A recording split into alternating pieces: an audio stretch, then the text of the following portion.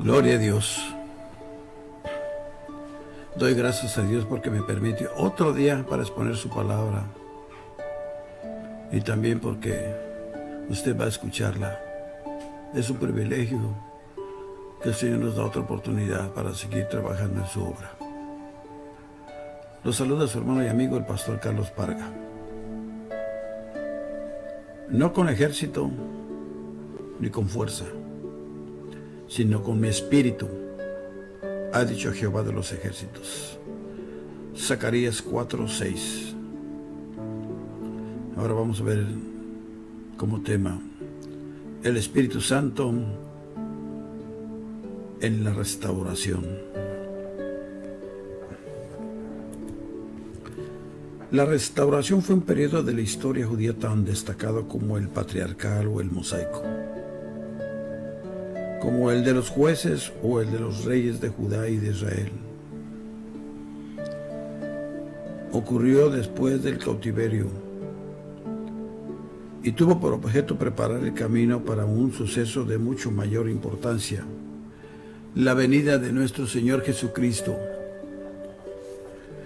Fue uno de los periodos de mayor actividad divina del Antiguo Testamento y en él abundan las manifestaciones del Espíritu Santo. El breve mensaje de Zacarías dio a su pueblo como lema de dicha restauración: expresa mejor que cualquier otra cosa toda su historia.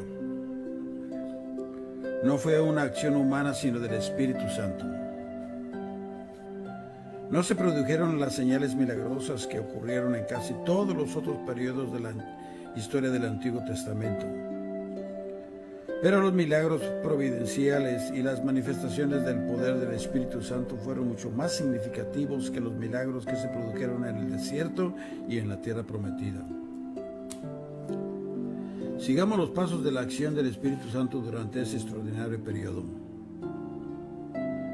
La primera etapa se podría describir como el ministerio de la oración. Tomemos un relato del libro de Daniel. En el año primero de Darío, hijo de Asuero, de la nación de los Medos, que vino a ser rey sobre el reino de los caldeos, en el año primero de su reinado, yo, Daniel, miré atentamente en los libros el número de los años de que habló Jehová al profeta Jeremías, que había de cumplirse las desolaciones de Jerusalén en 70 años. Y volví mi rostro a Dios el Señor, buscándole en oración y ruego, en ayuno, cilicio y ceniza. Cuando Dios está a punto de realizar alguna gran obra con objeto de cumplir sus propósitos, generalmente pone en el corazón de algunos de sus santos en quien puede confiar plenamente intenso deseo de orar. Fue por eso que llamó a Daniel, su siervo, que había sido bien probado en Babilonia, y le encargó el elevado ministerio de la oración. No podemos dejar de ver la relación que tiene la oración de Daniel con la profecía de Jeremías. 70 años antes, el profeta de Dios había anunciado no solo el hecho del cautiverio de Judá, sino también el tiempo que este cautiverio duraría. Daniel había estudiado atentamente los rollos sagrados y se había enterado del tiempo que su pueblo estaría sometido al cautiverio. Ahora que, al parecer, el tiempo señalado ya había transcurrido, se sintió alentado a acudir a Dios para interceder y rogar, pidiéndole que cumpliese la promesa que había hecho según la inspirada profecía.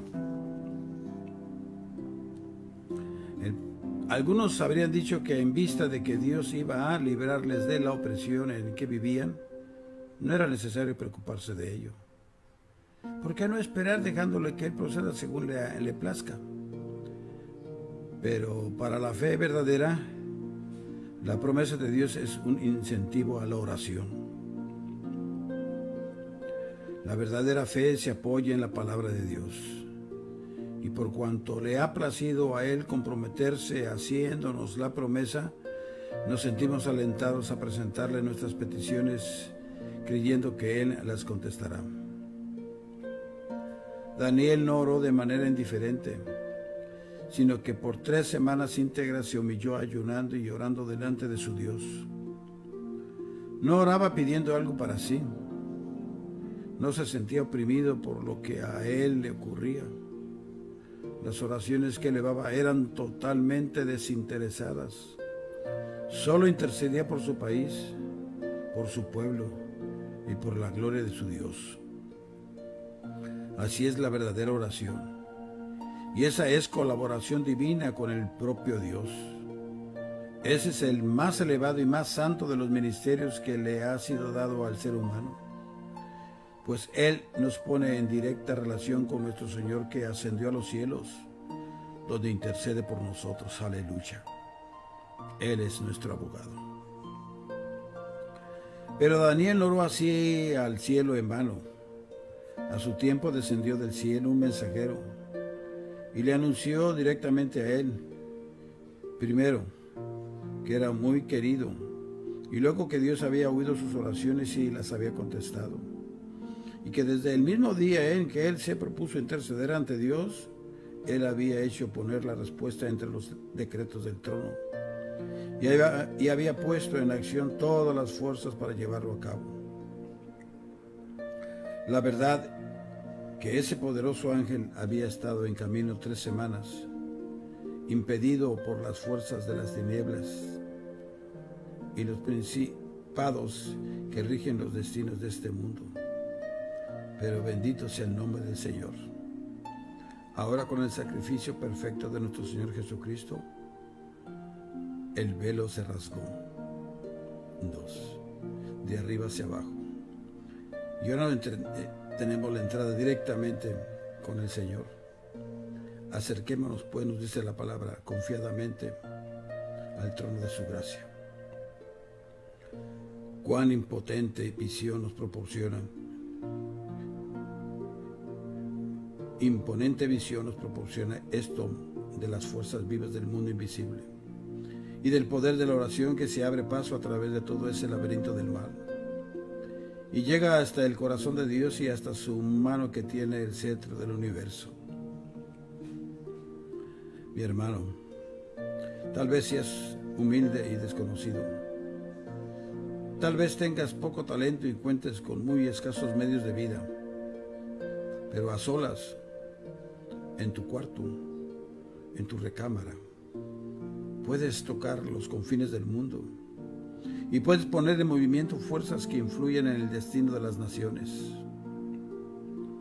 Allá, en Babilonia, vemos a un hombre solitario ante Dios, en saco y en ceniza, y en gran angustia de corazón. Parécenos un espectáculo de importancia. Mas, esperad, mirad un poco más allá, extended la visión hacia la lejana circunferencia, y veréis a un potente conquistador que se detiene en su carrera triunfal para dar un decreto por el cual reconoce el poder de Jehová y hace que todas las fuerzas de su gobierno cumplan lo que el Santo de Dios ha solicitado en su oración. Veréis una interminable fila de cautivos que se apresuran a regresar del país donde estuvieron cautivos a la amada patria. Y luego siglos y siglos de prosperidad hasta los días mesiánicos y aún más allá del milenio. Todo ello resultado de las oraciones de Daniel, el amado de Dios. El ángel que fue a su encuentro le dijo a Daniel los años que transcurrirían hasta el término de la dispensación del Antiguo Testamento. Le habló acerca del advenimiento del gran Mesías, del sacrificio a que éste se sometería y los alcances que él tendría. Le refirió también las pruebas y tribulaciones a que se vería sometido su pueblo después de la venida del Mesías y de lo que ocurriría en siglos muy lejanos hasta la venida de Jesucristo en toda su gloria. Oh, mi hermano y amigos que me están escuchando, cuando habláis con Dios y os eleváis por encima de vuestras propias dificultades para estar con Él, en el ministerio de la oración, recibiré respuestas a vuestras oraciones mucho más grandes de lo que esperáis. Dios no solo os dará lo que pidáis, sino que os dará la eternidad en el más allá. Señor, enséñanos a orar. El próximo paso de la obra del Espíritu Santo se ve en los movimientos que produjo la restauración. El caso más notable entre ellos fue la carrera de Ciro. Más de un siglo antes, el profeta Isaías había hecho la descripción de este hombre tan extraordinario. Lo había llamado por su propio nombre, señalándole como instrumento especial para la restauración de Israel. Así dice Jehová a su ungido, a Ciro, al cual tomé yo por su mano derecha, para sujetar naciones delante de él, y desatar lomos de reyes, para abrir delante de él puertas, y las puertas no se cerrarán. Yo iré delante de ti, y enderezaré los lugares torcidos, quebrantaré puertas de bronce, y cerrojos de hierro haré pedazos, y te daré los tesoros escondidos, y los secretos muy guardados, para que sepas que yo soy Jehová, el Dios de Israel, que te pongo nombre. Por amor de mi siervo Jacob y de Israel mi escogido, te llamé por tu nombre, te puse sobrenombre, aunque no me conociste. Isaías 45, versículo 1 al 4. Cuán extraordinario es ese cuadro. Cuán asombrosa profecía.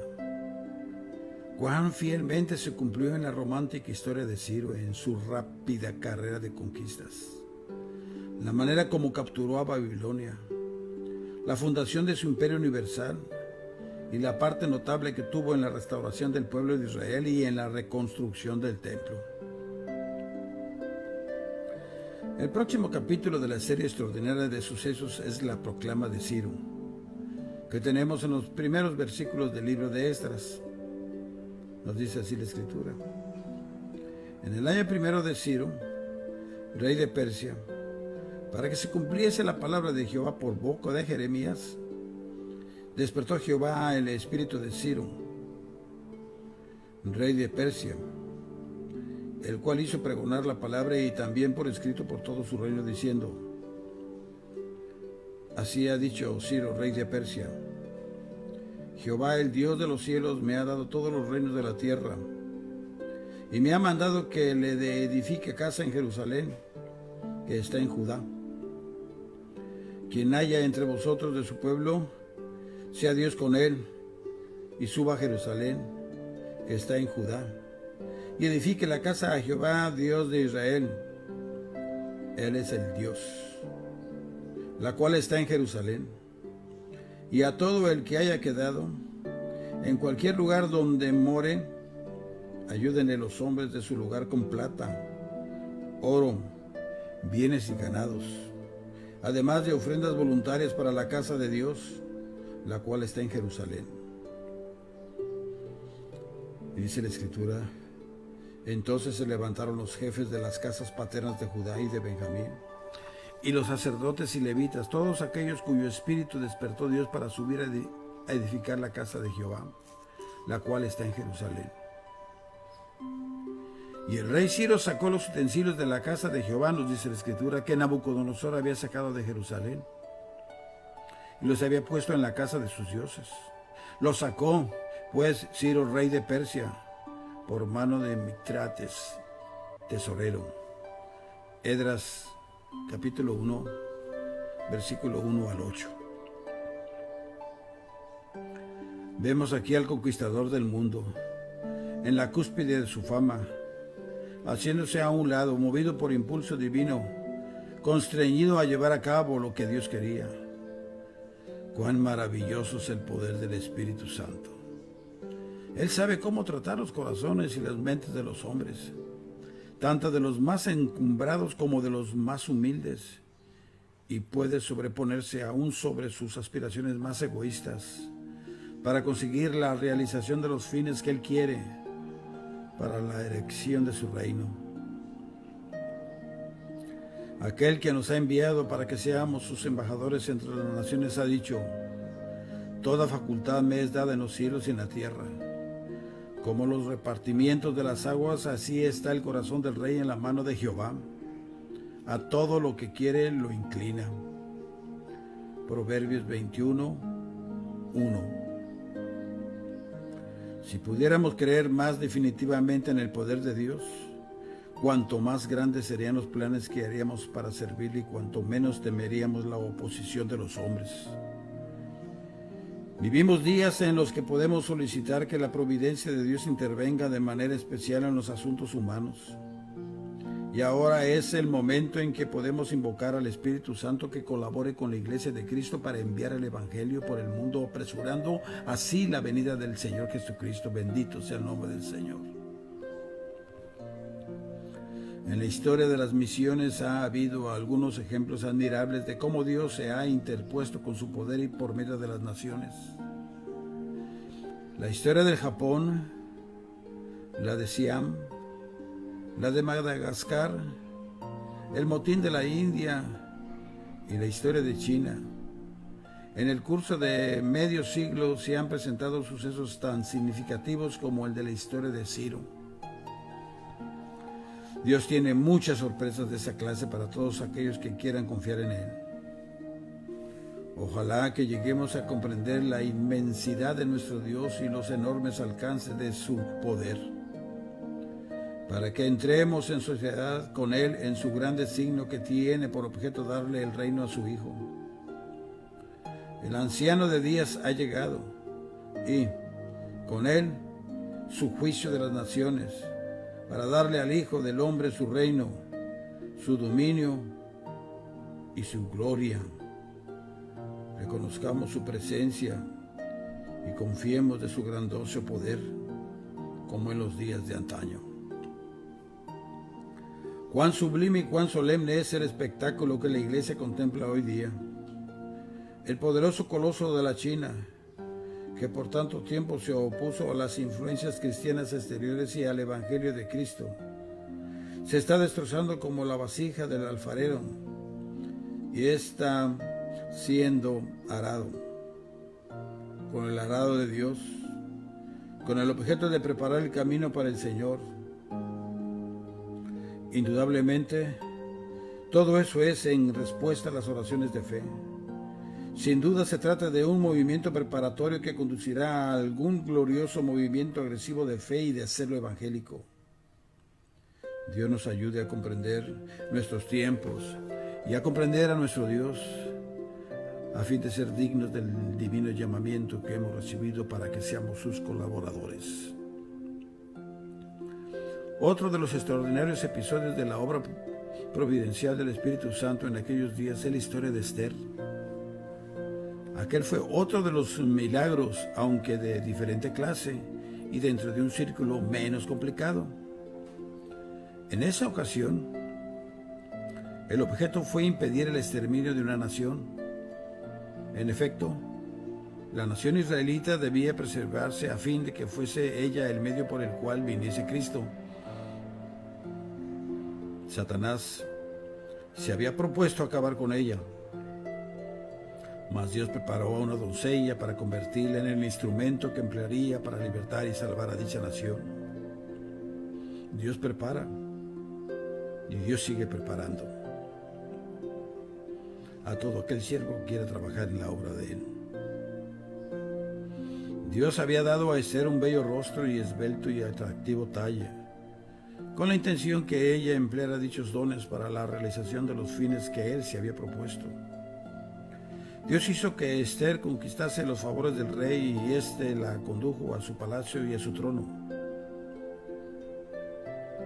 Amado joven, que me estás escuchando, la cara que Dios te ha dado, tu talle, el lugar social en que te has colocado con todos los poderosos medios que Él ha puesto a tu disposición para que los emplees para Dios. Ten cuidado del empleo que das a dichos dones. Llegó el momento en que Esther tuvo que cumplir la gran comisión que Dios le había encomendado y arriesgó su vida por amor a su país. Esther vaciló, pero si no hubiese cumplido el deber que le correspondía, no solo habría causado la ruina de su pueblo, sino que probablemente, tal vez ella misma y la casa de sus padres se habrían desaparecido. Dios le dio la gracia necesaria para que fuese fiel y debido a su decisión y arrojo, su pueblo fue librado de la muerte. Los enemigos de Dios cayeron en la trampa que ellos mismos habían preparado. De igual modo obra Dios hoy día, tanto por medio de individuos como por medio de naciones. Ojalá nos dé las fuerzas como se las dio a Esther allá en la antigüedad para comprender el solemne mensaje. Y quién sabe si para esta hora has llegado al reino. Esther 4:14. Igualmente notable es la historia de Zorobabel, como también la de Esdras y Nehemías y los demás israelitas que regresaron a la patria después del cautiverio. No fue empresa pequeña la de conducir a cosa de 50,000 hombres, mujeres y niños desarmados a través del vasto desierto, pero Esdras puso toda su confianza en Dios y no quiso aceptar, ni siquiera la escolta que le ofrecieron. Cuán conmovedoras son sus palabras. La Escritura así nos dice: y publiqué ayuno allí junto al río Ahava. ¿Para qué? Para afligirnos delante de nuestro Dios, para solicitar de Él camino derecho para nosotros y para nuestros niños y para todos nuestros bienes, porque tuve vergüenza de pedir al rey tropa de gente de a caballo que nos defendiesen del enemigo en el camino, porque habíamos hablado al rey diciendo: la mano de nuestro Dios es para bien sobre todos los que le buscan, mas su poder y su furor contra todos los que le abandonan. Ayunamos pues y pedimos a nuestro Dios sobre esto, y Él nos fue propicio. Esdras capítulo 8, versículos 21 y 23. Y sigue diciéndonos la Escritura: y partimos del río Ahava el 12 del mes primero para ir a Jerusalén, y la mano de nuestro Dios estaba sobre nosotros, y nos libró de mano del enemigo y del acechador en el camino, y llegamos a Jerusalén. Esdras 8, 31-32. Esa fue obra del Espíritu Santo, a quien le deleita cuidar y dirigir a aquellos que confían en Él. La tarea que tuvieron que cumplir fue sumamente difícil. Primero, quisieron reconstruir el templo antes de levantar los muros de la ciudad. Lo primero que deseaban era restituir el culto a su Dios y confiaban que Él sería un muro de fuego que les cercaría y que su gloria estaría entre ellos. Pero estaban rodeados de perversos enemigos que se valieron de todos los medios que les fue posible para impedir la realización de sus planes, y por algún tiempo lograron retardar el proceso de reconstrucción. Mas, a pesar de los contratiempos y vicisitudes, Dios les hizo salir airosos y al fin consiguieron ver reconstruido el templo. Y Nehemías reconstruyó los muros y restauró las bases sociales y políticas de la vida nacional. Ese es el verdadero secreto del éxito en toda obra que se hace para Dios. Ese es el verdadero significado de la Iglesia de Cristo hoy día. Dios es la cabeza viva de la Iglesia y el Espíritu Santo es su suficiente defensor, su suficiente guía. Y todos aquellos que ponen en Él su total confianza jamás se ven decepcionados, pues Él es capaz de satisfacer todas sus exigencias y de proveerles todo lo que necesitan, siempre y cuando recuerden que esté dentro de la voluntad del Señor de señores y Rey de reyes. Al mismo tiempo que Dios levantaba a Ciro, Zorobabel, Josué, Esther, Esdras y Nehemías, para llevar a cabo la gran restauración, envió también a su mensajero profético para que les auxiliara por medio de sus consejos. 3 fueron los profetas que colaboraron en la obra de la restauración por medio de sus divinos mensajes. Estos fueron Ageo, Zacarías y Malaquías. La obra de Malaquías realmente perteneció a un periodo posterior y con él llega a su término la dispensación del Antiguo Testamento. Ageo y Zacarías fueron contemporáneos. El uno era anciano, el otro más joven. Dios necesita personas de ambas clases para el ministerio de su iglesia. Por el momento, solo disponemos del tiempo necesario para ocuparnos únicamente de los mensajes de Ageo. Fueron varios los que dio. El primero fue una severa reprensión.